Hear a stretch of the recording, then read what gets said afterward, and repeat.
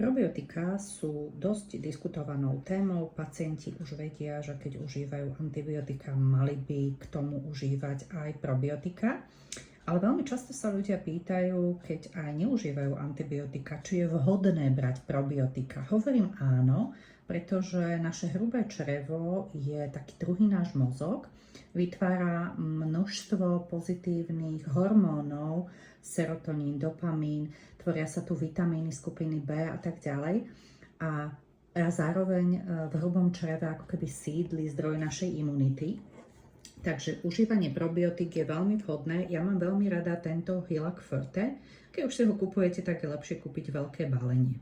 Keď si všimnete, je na ňom napísané, že na obnovenie črevnej mikroflóry, ale nie je to len to. Tento unikátny produkt obsahuje veľmi veľa ako keby bezzárodkových substrátov jednotlivých baktérií. Escherichia coli. To je jedna z baktérií, ktorá sa nachádza v našom hrubom čreve. Rovnako Streptococcus fecalis alebo lactobacilli. Pozor, ten, kto má laktózovú intoleranciu, by samozrejme nemal Hylac užívať, pretože obsahuje laktózu. Ja ho mám ale veľmi rada naozaj, lebo pôsobí veľmi rýchlo. Ďalej ho môžu užívať aj ľudia, ktorí majú chemoterapiu, radioterapiu, ďalej deti od 2 rokov. No a on v podstate nielen obsahuje tie látky, ktoré sme si pred chvíľočkou čítali, ale aj mení a upravuje pH, čiže kyslosť v črevách.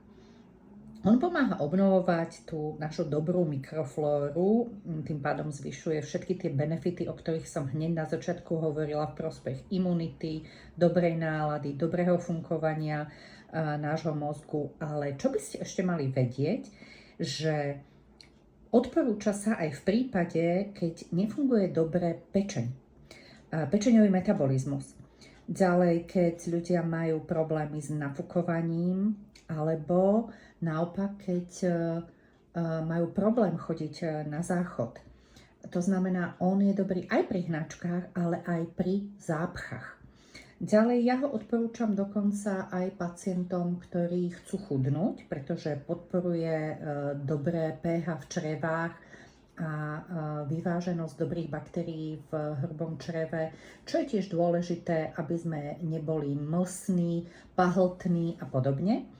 No a dobrý je napríklad, keď cestujete niekde na dovolenky, zobrať si ho so sebou. A ako som vravela, už deti od 2 rokov ho môžu užívať. Ďalej, pomôže vám aj vtedy, ak máte nejaké problémy po zjedení nejakého zlého jedla a ste sa teda aj museli vyzvracať, vyhnačkovať, určite vám pomôže.